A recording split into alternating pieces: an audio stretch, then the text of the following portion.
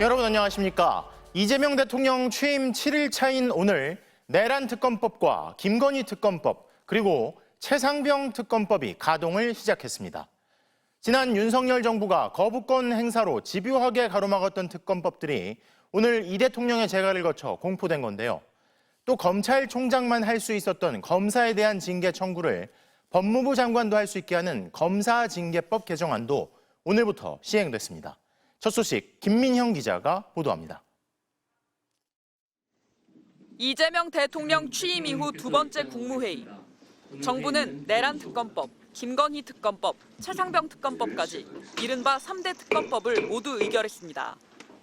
국회에서 법안을 넘겨받은 지 단 하루 만입니다. 지난 6.3 대선을 통해 확인된 내란 심판과 헌정질서 회복을 바라는 국민 여러분의 뜻에 부응하는 조치입니다. 3대 특검법은 윤석열 전 대통령 부부를 둘러싼 의혹을 하나하나 정조준하고 있지만 윤석열 전 대통령이 거부권을 행사하면서 번번이 좌초됐습니다. 아직 새 내각이 꾸려지지 않았기 때문에 국무회의에는 윤석열 정부 당시 장관들이 참석했습니다. 대통령실은 전 정부가 여러 차례 거부권을 행사했기 때문에 현 내각 구성원들의 의견을 충분히 수렴해 심의했다고 설명했습니다. 또 대통령 거부권에 막혀 제대로 행사되지 못했던 국회의 입법 권한을 국민께 다시 돌려드리는 의미도 있다고 강조했습니다. 더불어민주당은 즉각 3대 특검을 통해 대한민국 정상화를 이루겠다고 환영했습니다. 민주당은 최대한 빨리 특검 후보자를 추천해서 각 특검이 신속히 수사에 착수할 수 있도록 최선을 다하겠습니다. 국민의힘은 1호 법안으로 민생 법안이 아닌 특검법을 선택하며 벌써부터 사정과 정쟁에 의존하고 있다고 날을 세웠습니다. 통합을 내세운 이재명 대통령의 취임사가 아직 생생합니다. 취임사 따로, 국정 따로 이렇게 빨리 시작해도 되는 것입니까? 정부는 검찰총장뿐 아니라 법무부 장관도 검사의 징계를 청구할 수 있도록 한 검사징계법도 함께 의결하며 검찰개혁의 고삐도 놓지 않았습니다. 내란 종식을 약속했던 이재명 정부가 정권 초기 국정동력을 바탕으로 윤석열 정부 적폐청산에 속도를 내고 있습니다. MBC 뉴스 김민영입니다. 법원이 이재명 대통령의 공직선거법 사건 재판에 이어 대장동 사건 재판도 연기했습니다. 담당 재판부는 대통령의 불소추 특권을 명시한 헌법 84조에 따라 재판을 연기한다고 밝혔는데요. 나머지 재판들도 임기 뒤로 연기될 거란 전망에 힘이 실립니다. 윤상문 기자가 보도합니다. 이재명 대통령의 대장동 사건 재판도 사실상 중단됐습니다. 서울중앙지법 재판부가 오는 24일로 예정됐던 대장동, 위례신도시, 백현동, 성남FC 의혹 사건 공판을 미루면서 다음 일정을 잡지 않는 추후 지정을 한 겁니다. 연기 사유로 헌법 84조를 적용했다고 밝혔습니다. 내란이나 외환죄를 빼고는 재직 중 형사상 소추되지 않는다는 대통령의 형사상 불소추 특권 범위에 취임 전 진행 중인 재판도 포함된다고 판단한 겁니다. 전날 이 대통령의 공직선거법 사건 파기환송심을 맡은 서울고법 재판부가 헌법 84조를 적용한 것처럼 똑같은 결정을 한 겁니다. 두 재판 모두 이 대통령이 5년 임기를 마친 뒤에 재개될 것으로 보입니다. 속속 추후 지정 결정이 나오면서 나머지 3건의 재판도 중단될 가능성이 커졌습니다. 1심에서 무죄가 선고됐던 위증교사 사건 2심 서울고법 재판부는 이 대통령이 대선 후보로 등록하자 이미 대선 전에 추후 지정을 했습니다. 수원지법에서 진행 중인 경기도 법인카드 유용 의혹 사건 1심과 쌍방울 대북송금 의혹 사건 1심도 추후 지정을 할 거라는 전망에 힘이 더욱 실리게 됐습니다. 두 사건 재판은 아직 공판 준비 단계라 본격적인 심리도 들어가지 않았습니다. 그대로 재판을 하려고 해도 불출석 시 대통령에 대한 강제 구인도 불가능해 현실적으로 재판 진행도 어렵습니다. 이 대통령의 형사재판 때문에 국정 운영에 차질이 생길 가능성은 사실상 사라진 겁니다. 대장동 사건 재판부는 다만 이 대통령과 함께 기소됐던 정진상 전 더불어민주당 정무조정실장에 대해서는 계속 재판을 진행하기로 했습니다. MBC 뉴스 윤상문입니다. 더불어민주당 김병기 의원의 부인이 과거 국가정보원 기조실장에게 전화해 아들의 채용 문제에 대해 얘기하는 전화 녹음 파일을 MBC가 입수했습니다. 김 의원의 부인이 아들이 신원조회에서 떨어졌다며 아빠가 야당 인사라서 그런 건지 확답을 들어야겠다고 말하자 당시 이현수 기조실장은 경력직 추가 채용이 있을 거라며 그 아들을 염두에 두겠다는 말을 했는데요. 먼저 김정우 기자의 단독 보도입니다.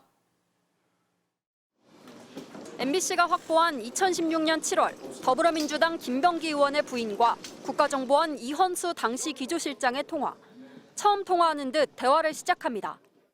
기조실장님 전화 맞습니까? 예. 안녕하십니까. 저 김병기 안사람입니다. 김 의원 아들은 지난 2014년 국정원 공채 당시 서류와 필기, 면접 전형을 통과했지만 신원조사에서 탈락했고 2015년과 2016년 각각 면접과 필기에서 낙방했습니다. 김 의원 부인은 아들 채용 문제를 말합니다. 별의별 핑계로 검증조차 하지 않고 신원조에서 탈락시켜서 젊은 사람 인생을 그렇게 이번에도 프로세스만 필요하다고 해서 저는 정말 믿고 있었는데 이미 국정원이 무언가 약속했었던 듯 믿었다는 표현이 등장합니다. 아들이 하도 북한 분야에서 그렇게 일해보고 싶어서 하길래 또 한 번 말씀하시는 걸 믿고 의지했었는데 혹시 아빠가 야당 인사라서 그러는 건지. 아니, 그렇진 않습니다. 그렇진 않고요. 확답을 요구하자 일단 과거 탈락에 대한 조치를 내놓습니다. 실장님께 무슨 확답을 듣지 못하면 안 될 것 같아서. 2년 전에 신원조사했던 그 부분이 진짜 어떤 문제가 있었는지 그 문제 하나 검토를 하고요. 이어 경력직 채용에 대해 설명하는데 성을 뺀 김 의원 아들 이름을 반복해 언급합니다. 경력직 해가지고 추가로 인원을 좀 뽑을 겁니다. 그거는 염두에 두고 왜냐하면 혼자만 할 경우에는 다음에 문제가 있기 때문에 한 10명 내지 20명 정도 뽑으면서 중심으로 원장님께 보고드렸다며 구체적인 일정도 언급합니다. 그리고 제가 하는 게 아니고 원장님께 다 보고 다 드리고 하니까 1월 교육은 5개월짜리 교육이고 3월 교육은 1년짜리입니다. 그래서 3월에 들어갈 수 있도록. 국정원은 이 통화 넉 달 뒤 경력직 채용을 실시했고 김 의원 아들은 합격했습니다. 이전 기조실장은 오래전이라 기억나지 않고 국정원 근무 당시 일은 잊어버렸다고 말했고 김 의원 부인은 일체 모르는 일이라고 답했습니다. 김 의원은 야당 시절 국정원 내부 감찰과 감사원 감사에서 문제가 없다고 결론 났다며 녹음의 유출 경위를 밝히겠다고 말했습니다. MBC 뉴스 김정우입니다.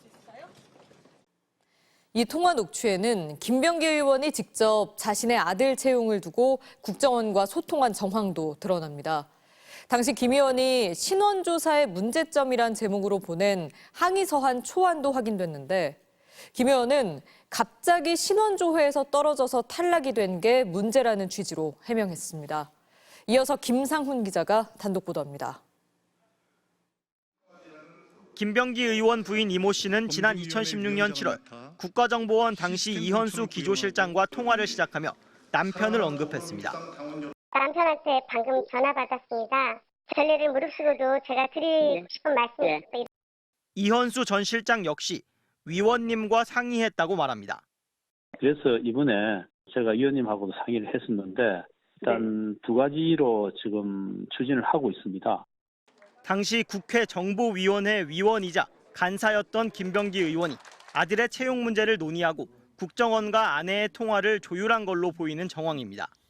김 의원은 MBC의 취재와 보도에 대해 자신이 야당이라는 이유로 당시 아들이 취업에 불이익을 받았다는 취지로 해명하면서 자신은 피해자라고 주장했습니다. 신원조회까지 다 통과됐던 사람이 갑자기 신원조회에서 떨어져가지고 탈락이 될 수 있는 것부터 말해야 되는 거 아닌가요? 피해자 입장에서의 보도를 하지 않고. MBC는 김 의원이 국정원을 향해 쓴 입장문, 일종의 항의 서한도 확보해 내용을 확인했습니다.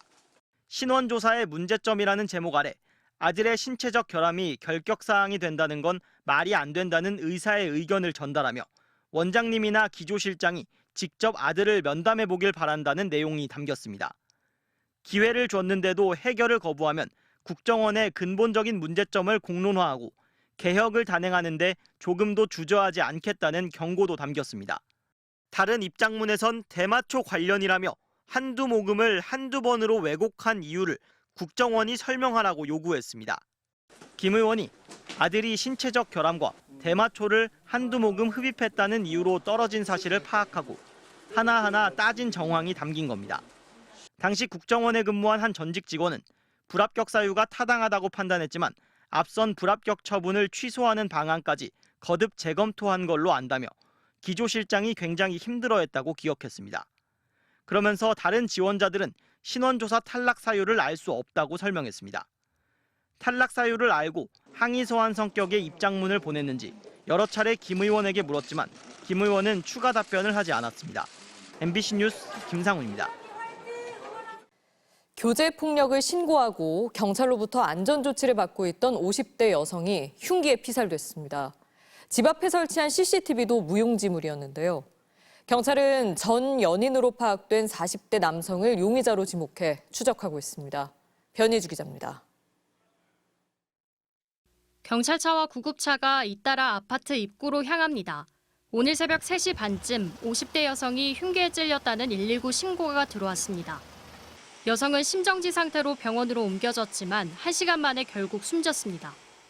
마음 아프다. 며칠 전에도 봤고 서로 인사하고 요새 별일 없지요 하고 그러고 인사하고 이렇게.